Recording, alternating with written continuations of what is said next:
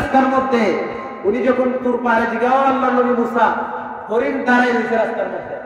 মুসা নবী ভাবছে তাইলে দেখছে না হরিণে, তাই গলা কাশি দিন।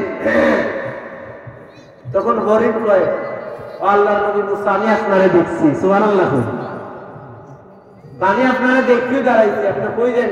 তুর পাহাড়ও যাই কেন লেগে? ওই যে মানুষের দায় দাবি গুলো আল্লাহর কাছে উত্থাপন করবো। বলে আমার একটা দাবি। বলে কিতাব? বলে আল্লাহরে জিগাই বানি মেঘ আল্লাহ কোনদিন দিবা? কিতাব কোনদিন দিবা? বৃষ্টি কোনদিন দিবেন? হাজিরিনে কেরাম,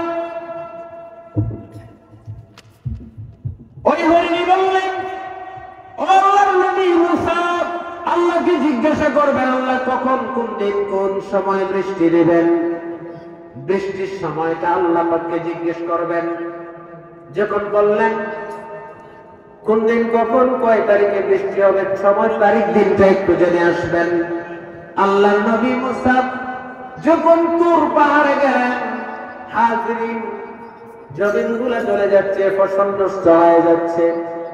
আল্লাহ পাকের কাছে গিয়ে মুসা নবী বললেন, আল্লাহ, আল্লাহ মুসা আইছো? বলে আইছি। বলে আইছো তাহলে কিতা মুসাই? বলে মেঘ কোন দিন দিবা, বৃষ্টি কোন দিন হইব? ও মুসা রে, আওয়াজ অস্ত বেশি বালা না, কিতা? বলে আওয়াজ কিতা বলেন তো, সারা বন জুড়লে থাকি, বৃষ্টি নাই। আল্লাহ বললেন মুসা বৃষ্টি হবে। মুসা নবী বললেন হবে তা কবে? সুবহানাল্লাহ বলুন। আল্লাহ বললেন মুসা বৃষ্টি হবে।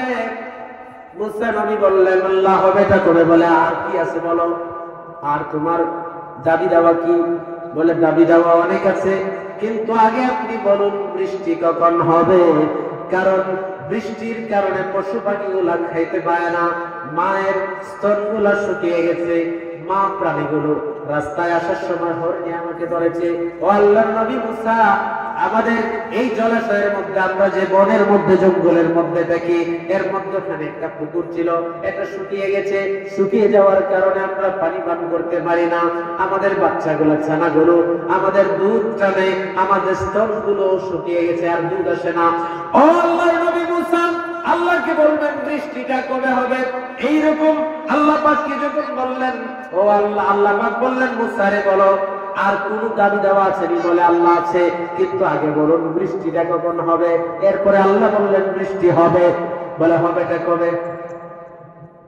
আবার আল্লাহ বললেন বৃষ্টি হবে 70 বছর পরে। বলুন সুবহানাল্লাহ।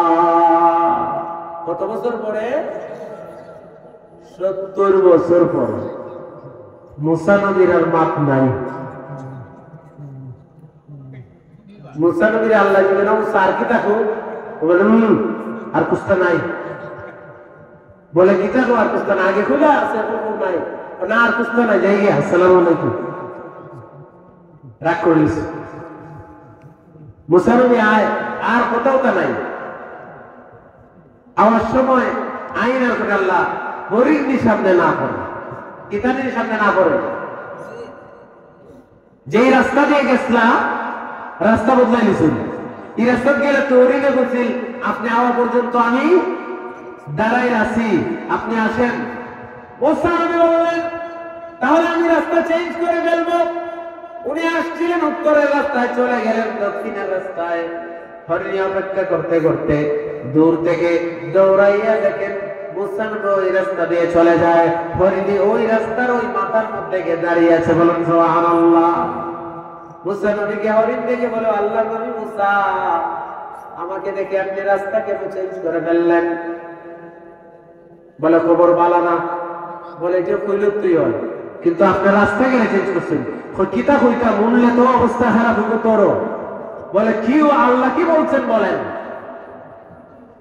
হাজিরিন, মুসা নবী বললেন এটা শোনার মতো পয়গাম না, এই খবর শোনার মতো তোর অবস্থা থাকবে না। বলে না। বলেন আল্লাহ কি বলছেন, বৃষ্টি হবে নাকি হবে না?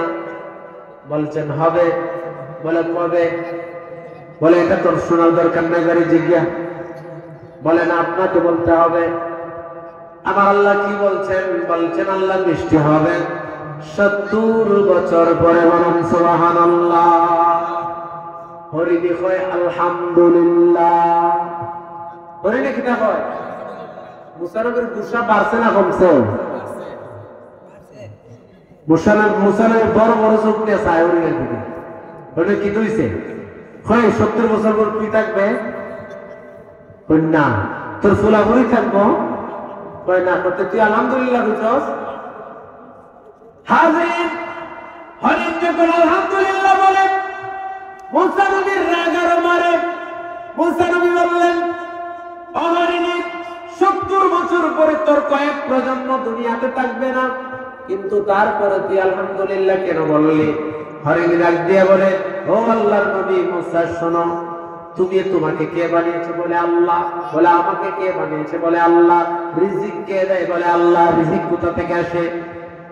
আসমান থেকে আসে। বলুন রিজিক কোথা থেকে আসে?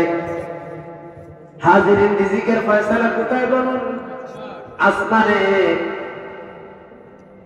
রিজিক কোন মানুষের দেওয়ার ক্ষমতা নেই। হরিণী বলেন, যে আল্লাহ আমাকে বানাইছেন, আপনাকে বানাইছেন, ওই আল্লাহ যদি মনে করেন আল্লাহ ওই জঙ্গলের কীট পতঙ্গ গুলাকে 70 বছর হলে পানি না খেয়ে বাঁচিয়ে রাখবেন, এটা আল্লাহর পক্ষে সম্ভব কিনা বলুন? যদি সম্ভব হয়, আল্লাহ যদি তোমার আমার সৃষ্টিকর্তা হয়, আবার আল্লাহর দয়া বেশি না তুমি মুসার দয়া বেশি? বলুন সুবহানাল্লাহ। মুসা নবী যখন বললেন, এই কথা বলার পর ওনার ভাষা হারিয়ে গেছে। উনি আর কোনো কিছু বললেন না। উনি বলেন, তুই যা, আমি চলে যাই। এই কথা বলে 2 কদম যাইতে না যাইতে আসমানের দিনে ডাক মারছে। কিতা মারছে? ডাক মারছে। জমজমিয়ে বৃষ্টি শুরু হয়ে গেছে। বলুন সুবহানাল্লাহ। হাজিরিন, বৃষ্টি যখন শুরু হয়ে গেছে, মুসা নবী জোর দিয়ে একবারই দূরছেন। সুবহানাল্লাহ বললেন। রাগ বাড়ছে না কমছে? বল আল্লাহ কিতা বুঝলা? 70 বছর পরে তাকে বাড়ি তুই যেতে পারেন না, আবার গেছেন তোর পাহাড়। বৃষ্টি কমছে বলুন, তোর পাহাড়। আল্লাহ দিলেন, মুসা গেলাই গে আগে আর কুস্তা হইলাই না, এখন আবার আইছো কেন? বলে আল্লাহ 70 বছর কি হয়ে গেছে কেন? 70 বছর কি শেষ? আল্লাহ বলে না।